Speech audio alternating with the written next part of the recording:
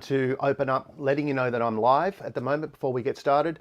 In aid of all transparency, I had to pre-record this episode to meet the timing schedule of our guest, Philippe Guichard, who wasn't available this morning, so I had to pre-record it.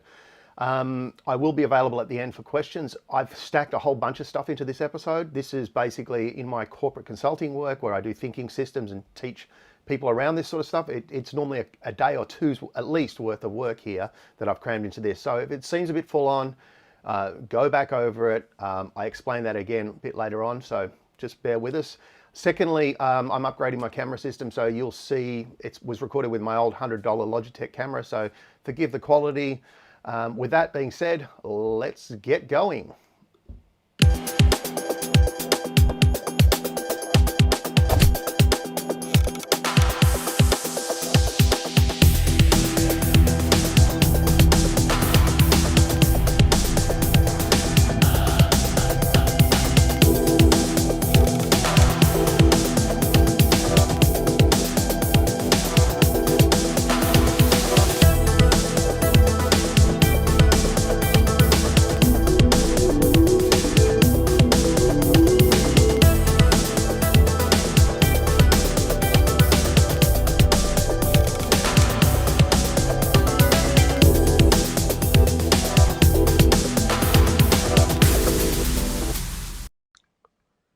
Welcome to Raiders of the Lost Art episode 10. My name is Finbar, and today we're going to explore design thinking and how it applies to helping artists uncover value and get paid.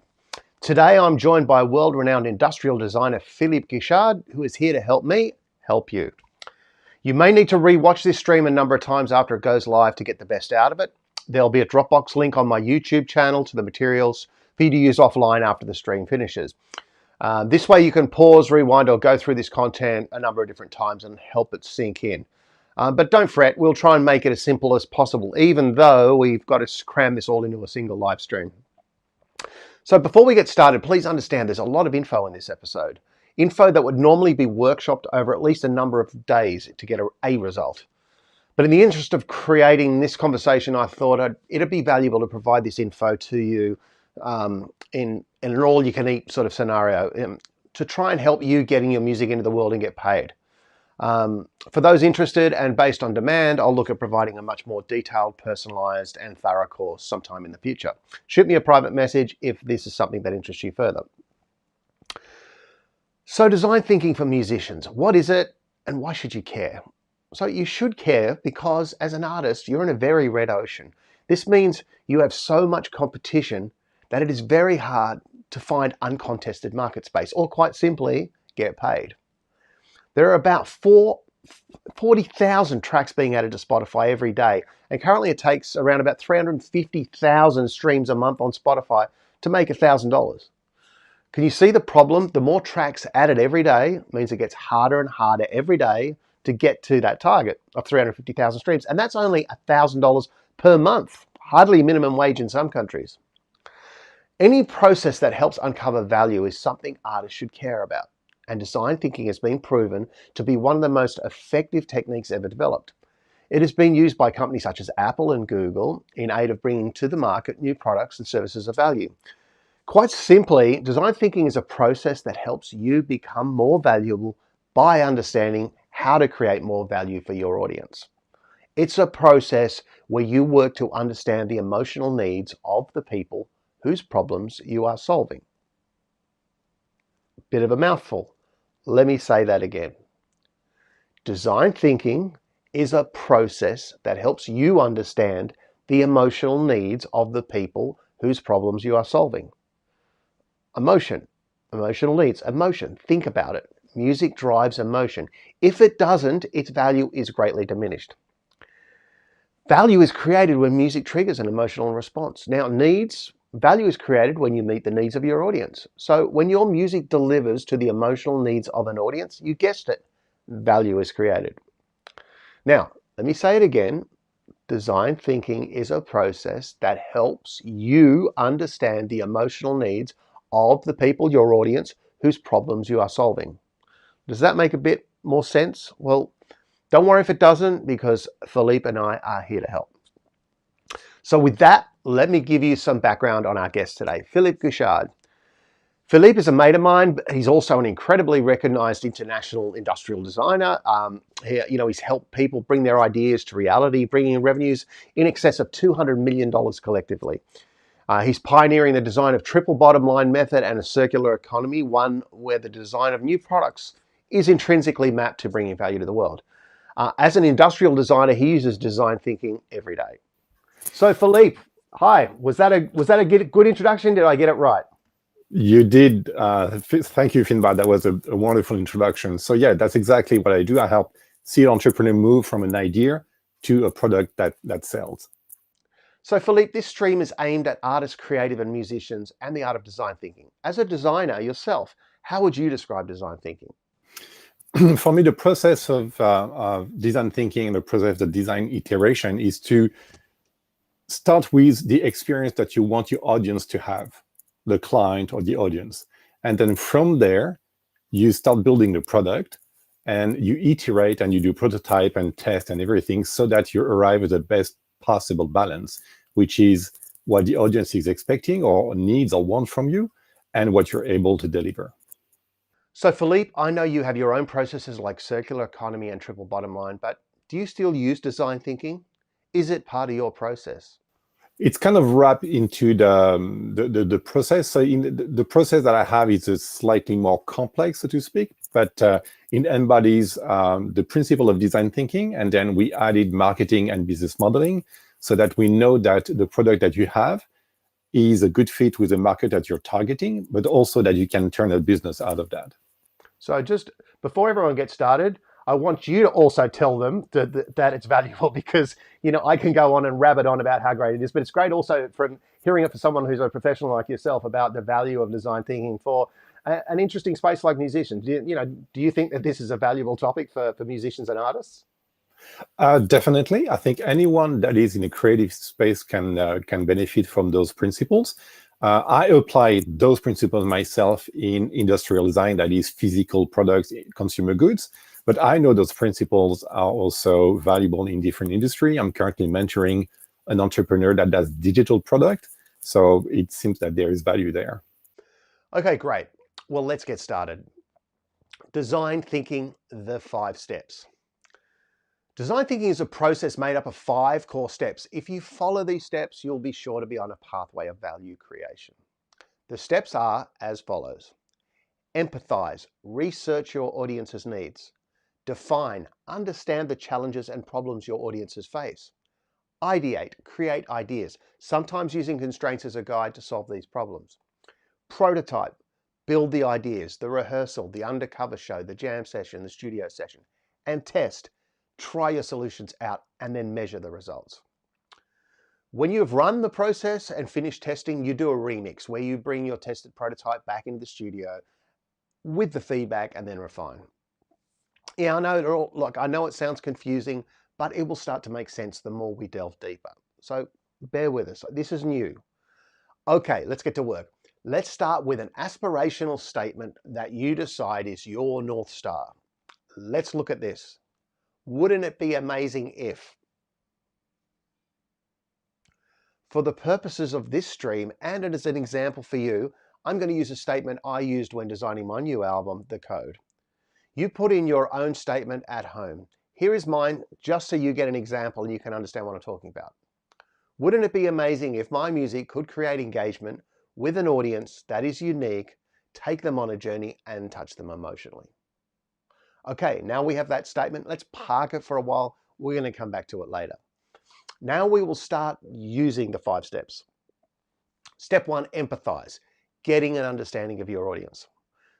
To complete this step, we need to research who our audience is and get insights about this audience segment in order to detect their problems. Remember, solving problems equals value. One example is to get on Google and try and find an audience demographic. Look at other bands, artists, musicians, type their name and then type demographic data after that in a Google search and see if you can reveal some data. Next, find evidence related to questions relating to your audience and then fill in your evidence in the Empathize blank canvas supplied. Here is a photo of the blank canvas that you will need to fill out. As you're filling it out, copy web page links, any responses, get it onto that canvas. Remember, What you put on here isn't your opinion, it's an opinion given through the evidence found through your searches, provided by someone else. So here are questions to research. Who is my audience segment by style, age, demographic? What do they need? Why do they need it? What has happened in the past? What has been tried? What was successful? What was not successful? Why are these changes occurring? Why is it important to address the situation? Why do we care about this? What else needs to be done? What experience do you have with this? What hunches do you have? What don't you know? How have other solutions worked out? You know, these questions are specifically designed to be hard to answer, but with research, you will find, you'll dig and it will come to you. So let me show you an example of one of my canvases relating to an audience type filled out. This will just give you an example of what it looks like. As you can see, I've picked as my segment audio enthusiasts, audiophiles, people that have audio equipment over 3K. They need music that will showcase how good their equipment purchase is and provide the best experience. How do they need it? Well, content today is compressed for max volume and compressed for file size. The market size is huge, as you can see in the numbers. What has been tried? Other physical different formats. Why not successful? The cost of encoding and cost for consumers to buy new content. You can see it's starting to build a picture, and that's all come through doing some research. Philippe, can you think of a time when you ran this process and, and it challenged people's, the challenges people face? What people that they weren't sure how to do it, how to research it. Could you give us a bit of insight into how you tackled that? Definitely, we don't do any design project if we don't have this kind of understanding of what the marketplace, their needs are really. So there is, just to give you a couple of a step back, the trait of a creative is to think that their idea is good from the get-go and then run with it. And inventors do that a lot. So they think they have an idea that's going to solve a problem. And very often they build a product until it's finished, and then they realize that the market doesn't need any of that. So in order to avoid that, one good way is to start engaging with your audience. And there are a couple of ways to do that. One very direct way to do it is to effectively engage and talk and have conversation with the audience so that you know exactly what they need and how often they need it. Recently, we've been designing a product for the transportation industry, which means it's a wearable, and that's a wearable that helps you sleep when you're on a plane or train or something. And the question that we ask is how easy is it for you to fall asleep when you have a long haul flight or something like this? And we ran into a very frequent scenario, which is, well, I try to sleep, but then my head is falling over. And either that wakes me up or I wake up with a neck pain or both. And then if we run this question often enough, then we have a ratio of how many people are impacted by these issues. And from that, we can start designing an experience and then a product. Thanks, Philippe. Let's move on to step 2. Define. In this step, we need to look at the previous canvas and mix together the data and see what the story tells us. We're looking to define 1 or 2 problem statements that come from this evidence. Once we have the problem statements, we need to wash it across a number of personas. In your blank canvas, you can add any personas you like. Personas are just groups of people in your universe: fans, non-fans, managers, labels, press, PR, the guy who makes your coffee, Ronald McDonald, I don't know, whoever, right? Each persona might have different desires, probably will, and different needs. This exercise helps you expand the previous empathize exercise because it forces you to think about the different people who connect with your art and what problems they need solving. Recap: when you provide value to others, you get paid. When you can provide value to others by creating your art the way you want to create it, you've just elevated yourself from the millions of artists waiting around, getting frustrated, waiting to be discovered by somebody else. You see, it's much easier to get discovered when you provide value to others, as when you do, your following grows, which puts you on the radar for those who are looking for the next big thing. Does that make sense? So let me show you my example of a defined canvas based on the inputs provided in my canvas from step 1.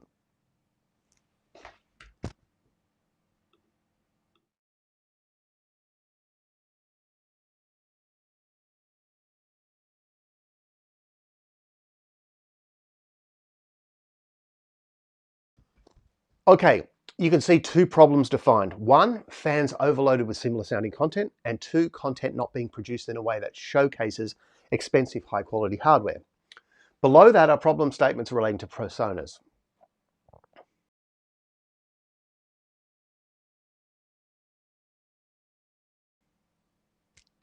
Philippe, do you have any story comments relating to how you helped people define the problem based on evidence gained from the previous step? Yeah, definitely. Many years ago, we designed a new aquarium tank for a very new and unique niche in the marketplace that wasn't touched by any of the competitors. So if you picture what an aquarium looked like many years ago, that was kind of a brown or gray piece of furniture, and that was sitting mostly on the side or something. And we identified a whole segment of the market that wanted an aquarium tank that could be in your kitchen counter or in the middle of the living room or on your coffee table. And there were nothing in the market that would suit those needs. So the research was all by the global trends in the interior design and how many people were investing in renovating their interior and how often. So that gave us a volume and a style and a different trend that we could follow on. And then we had a ratio, which is the number of people that would be interested in an aquarium tank that would be trendy, so to speak, or that could be placed in the middle of the room versus another type of product. So we had the volume of mass manufacturing thanks to this information too. Fantastic. So, I'm hoping people watching this stream are starting to get the realization that no matter what industry you're in, product design, service design, musicians, artists, whatever it is, by following a process, you get a much greater chance of success. Let's move on to step 3, ideate. In this step, we create quick rapid fire ideas to a single problem defined on the previous canvas. So let's take a problem defined from my canvas for an example, right? So problem, fans are overloaded with similar sounding content. The listening experience has not evolved since the birth of recorded music. Let's recap. This problem is not something we thought of without supporting evidence. It's a problem which was detected using a process driven by research and evidence. So the likelihood that this problem does not exist en masse is low because we've just validated through the problem through a process that has evidence, right? So, okay, so first come up with some rapid fire ideas how we could solve this problem. Just give yourself a minute or 1 minute, just give yourself a minute on each one. But for the sake of this exercise, I'm going to provide you with 4 I used in relation to the work that we're doing here. So the problem again, fans are overloaded with similar sounding content. The listening experience has not evolved since the birth of recorded music. So when I ran this rapid fire ideas, I came up with 4, but they were based on 4 constraints. I put them in this canvas so you can see and you can work around it. 1 is a low cost. The idea has to be low cost. 1 is high touch, really engaging. 1 is tomorrow. 1 is within 6 months. So come up with your own. But here's a quick example that I came up with. Low cost. Create content that is a focus on not being able to be placed in a genre. High touch. Create content in a resolution that is much higher than the average with a unique story about the content, something that makes it stand out. 6 months. Create content that is only in a format that elevates the listening experience. Tomorrow. Mix 3 favorite music styles together, jam it out and see what happens. Philippe, look, we've used one of many processes in these ideas. I know you use other ones. Is there any that you use that we haven't covered? So there are different ways to go about it. One is there's a tool that we use called the COD, the Customer Observation Technique, and we can probably unfold that a bit later. But that's a tool that gives you an idea of what patterns and what's happening in the people experience of life. And you can build a product from that analysis. But if you already have some data and everything, the way we go about it is just to face the blank page and just start working. In my case, start sketching and building small prototypes to see if the idea that we have start working or not. The best way is to really engage and do the work. So if you're a musician, you just grab your instrument, you grab your guitar and start playing and inventing. And so there's no restriction at that stage, just trying to explore. The mindset is a mindset of curiosity, and it could be within a constraint that you were given with the results of the data and the study, but still you can have a bit of a play and be curious and just explore and put your ideas down. There's a video I did on one of my previous shows, Welcome to Finland, where I interviewed a good friend of mine, Pearl Thompson, who was a guitarist from The Cure. And it's about creating an environment that is conducive to creativity and idea creation. Do you ever focus on an environment, even if you're using a piece of paper and creating your ideas? Is the environment important to you? Definitely. So you all have this experience of being in one room in your house or place and everything, and then you think, oh, I need to go to the kitchen to get some, I don't know, a fork, and then you go to the kitchen, and then once there, you have no idea why you were in the kitchen in the first place. It means that the environment that you're in also condition the way you think, and when you need to get a fork from the kitchen, that could be a slight disadvantage, but you can use that at your advantage, which means you don't necessarily have to block your cell phone and everything, but you can also have different locations where you do your creative work. So for me, I could sketch here in my studio, I could go in a cafe, or I will find a brand new location, or I will be in nature, or I will have different environments, and those environments will shift the way maybe I focus and concentrate, and the way I sketch, and then I will have different output. Thanks, Philippe. That is really great insights. Thank you. Let's move on to the next step, prototype. Build the ideas. In the previous process, we came up with 4 ideas. You can build each idea as a prototype or decide on the best idea. The best idea is likely one that provides value to all personas described in a previous step. So let's go back and look at it. Building an idea. As a musician, the building can be writing a song, having a jam session, fleshing out the concepts musically, writing the music, drawing a journey map that describes how the action might work. Tip: to see a journey map in action, go back to my YouTube channel, to my Raiders of the Lost Art, look at episode 9, Flow, the most overlooked part of recording music. There's a whole journey map in that. Philippe, this is totally your space here, prototyping, bringing ideas into reality. Can you share some concepts relating to prototyping processes, ones that might create spark for the audience? So we do a lot of prototype for our clients and our own projects too. So one example I can mention is this one. So the product behind me is called Cable Stop. It's a cable management for your desk. It's a very, very simple product. I used to sell that at the market just at the beginning, just to listen to what people were saying. And I had a lot of comments on, oh, I could have done that myself. It's so simple. Like, it's a paperweight for cables. Like, come on. The reality was a bit different. First, the first idea to have the paperweight for a cable happened many years ago. But immediately I went to the shed and tried to measure a piece of steel in terms of weight, and having like 130 grams or something at the time, and place that on a wooden container, and that would do the principle of the cable stop, which is a piece of weight that would slide downward, so that it would block the cable on the desk. That was the very first prototype, which is quick and dirty, just to test the idea, is that working or not? Because you can spend a lot of time with an idea that actually doesn't work. So you should know that as quickly as possible. And then there were quite a number of prototypes where there were about 6 to 7 parts to the product itself, until after moving that forward and doing a number of iterations, we went down to only 3 parts, and that's the product that we have today. In total, we did 32 prototypes and iterations. You know, it reminds me, without mentioning any names, a time when I was chatting to a very famous producer in Los Angeles. He did a number of very famous records for a band out of Ireland who have a letter and a number in their name.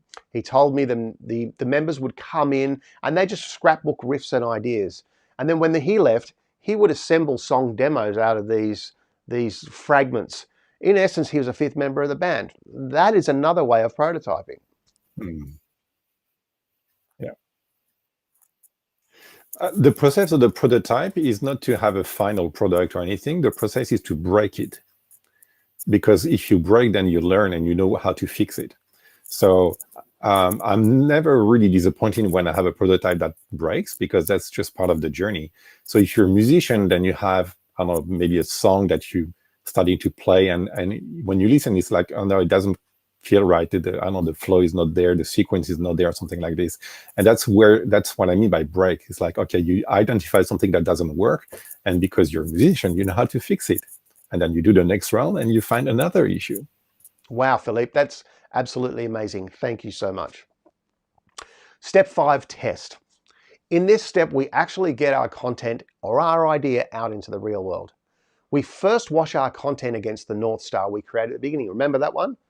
To see if our output now measures against our wouldn't it be amazing statement. Remember, it was using my statement, it was, wouldn't it be amazing if my music could create engagement with an audience that is unique, take them on a journey and touch them emotionally. So we see if our ideas match within meeting this value statement. If they do, absolutely amazing. You've done the research and it all matches up. If it doesn't matter. You just keep going. The next process is we seed the idea to a limited group and put into place a method where we can get feedback.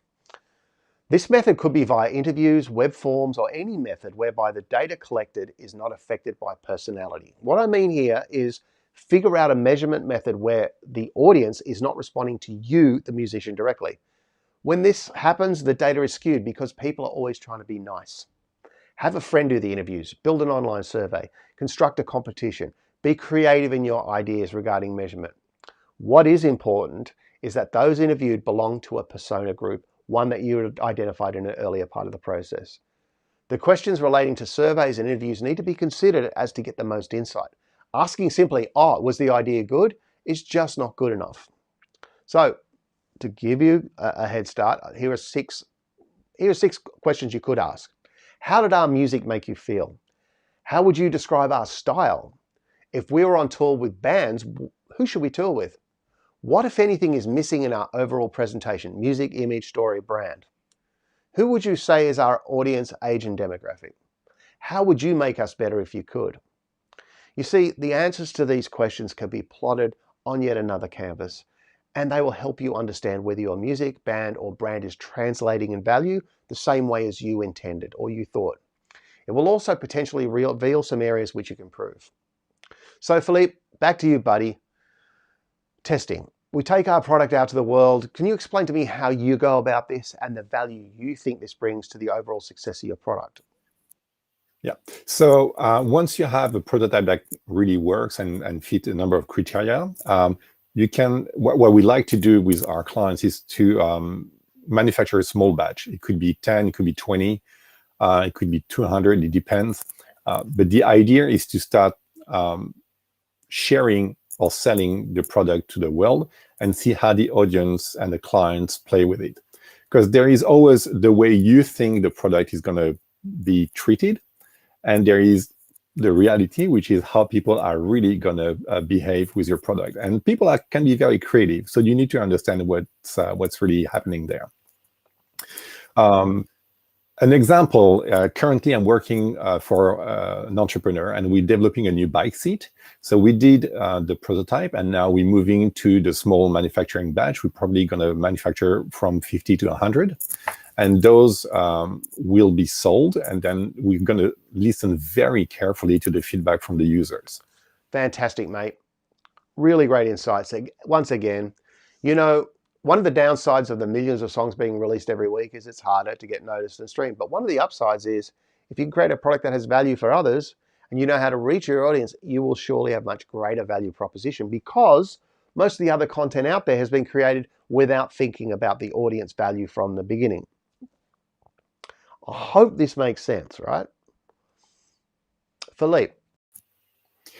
As you were saying that, I was trying to reflect what would be the process from, let's say, a musician from the prototyping or the small batch theory that I was mentioning. I think once you have your prototype song or something, or what's as close as possible to what you have in mind, that would be going on stage, going to the small spaces and just testing your material. Seinfeld is doing that for his new material. He doesn't go to the big stage. He goes to the small clubs and everything, goes around the different states in the US and test his material live and see what works and what doesn't work. You can have the best joke and you think you're very clever, but if the audience never replies to that or never engage with it, it doesn't mean it's not the right one. So you need to test that live. And I think if you do that and understand what's happening with the audience, then you're going to benefit and build a better product. Well, Philippe, it's been an absolute pleasure having you on Raiders of the Lost Art. Your insights have been incredible. Now, where can people find out about you? Yeah, I think the best way to find me is on LinkedIn at Philippe Guichard. That's the easy way. And the website, there's d2melbourne.com.au. That's where you can also find me. Great. Well, Philippe, thank you so much for your time today. Look forward to getting you on another episode in the not too distant future, and good luck with all your projects. Thank you for having me, Finbar. Thanks so much. Thank you, buddy. Okay. So that was, as I mentioned, that was something that we shot before just to sort of to fit in with Philippe's timeline. So I'm not sure if there's any questions here. Just to sort of try and summarize, as I said, I know there's a lot in this episode. If we go from the end backwards, it's about thinking about your music, your brand, everything about what you're trying to present to an audience as a product. If you go and buy some orange juice and it's in a rubbish container, the chances of, no matter how good the orange juice is, the chances are you probably won't buy it. And with so much content around these days, it takes this level of intelligence and thought process around how do you package your product, what is your product. Having that intel and actually understanding the audience is a big part of the puzzle. And I think it's in today's times where you've got digital platforms, you can market yourself. There's a whole heap of ways to get your content out there. It's more important than ever to actually have this level of intel around who you're talking to. Is there a need? What is that market size? So let me see what Glenn's got here. Finn, how would you create the triple bottom line with music creation? Well, a good question. Triple bottom line is Philippe's methodology, and so I don't pretend to actually understand it fully, except that the triple bottom line is where it actually adds value. And so I think it's pretty common sense to say that good music is timeless, and it triggers good music that triggers emotions every time you might hear a Beatles song or an Eagles song or whatever that music is that connects with something. It creates memories. It takes you back to a certain place in time. To me, that's sort of, that is the triple bottom line. You're getting value from creating the music, and you're reaping the financial rewards from you creating good music that connects with an audience. The audience is connecting with it, but by you being in a good mood and putting out good energy to the world, to me, that's a triple bottom line. But again, that is sort of Philippe's concept, but that's how I think, Glenn, that plays into it. Any other questions? This obviously will be on playback on YouTube, so you can obviously ask questions in there. Look, might sound weird to a lot of people what I'm talking about, but this is a proven business methodology that we're applying to music. I honestly wouldn't do this stream if I didn't think it would be valuable to you. Give it a go. What have you got to lose? Maybe a little bit of time. Maybe you might just find some insights. And by doing this and putting it on the reason we put stuff on a canvas is it's a little bit like a board game or a jigsaw. Once you lay this stuff out in front of you and you look at the data, and then you actually can look at how the data synthesizes together. When you're going on a website and you see something and you go, oh, that's good, and you go to another website, you go, oh, that's good. Sometimes you might not make the connection. By putting it on a canvas in bullet lists, it helps you sort of map, oh, if that connects to that, this connects to this. And it's a really great way to see patterns in data that you couldn't see before. You know, I've done a lot of consulting around Australia for major corporations around processes like this. And when we put big pieces of paper across a boardroom or in a workshop room, and we put all these, we call them artifacts, little pieces of data, we put them together, and then we start to pull one or two out of each segment and then put them together and create stories, you'd be surprised at how many times you see an opportunity that you didn't see before you did that. So it's a good process. It's a proven process. I hope this has made a bit of sense. I know I've crammed it in. I'm sorry for blowing your mind out at 8 o'clock a.m. in Australia. Hopefully, you know, you'll get something out of it. Next week on Raiders, we're going to be talking about musicians and do musicians make good coders? As you are probably aware, I'm a coder. I've built the first iteration of Linneus, which turned into a big company now on the Australian Stock Exchange. I've worked for other companies coding platforms, technologies. I've been CTOs of companies. I think it's I actually believe that a musician has a really natural tendency to be a good coder. I think of music like like hieroglyphics. If you can read music, or even if you don't read music, it's represented by dots and slashes and coders and navigation symbols, just like code is. Code is a series of hieroglyphics, but it actually has a makeup whereby it can construct things just like music. So I've got a Grammy-nominated producer out of Los Angeles who's also a coder on Hyperloop. And so look out for the teaser for that. That'll be coming next week. And look, Raiders is growing. We got really great people tuning in. I really thank you for tuning in early in the morning, or even just your comments and helping subscribe to my YouTube channel and making it grow. So thank you guys for everything. Throw your comments in there. You've got your downloads. If you don't have the download, check my YouTube link. It will have a download in the comment section for this video. Download those canvases. They're free to use. Go for it. Enjoy and have a great week. See you next week on Raiders.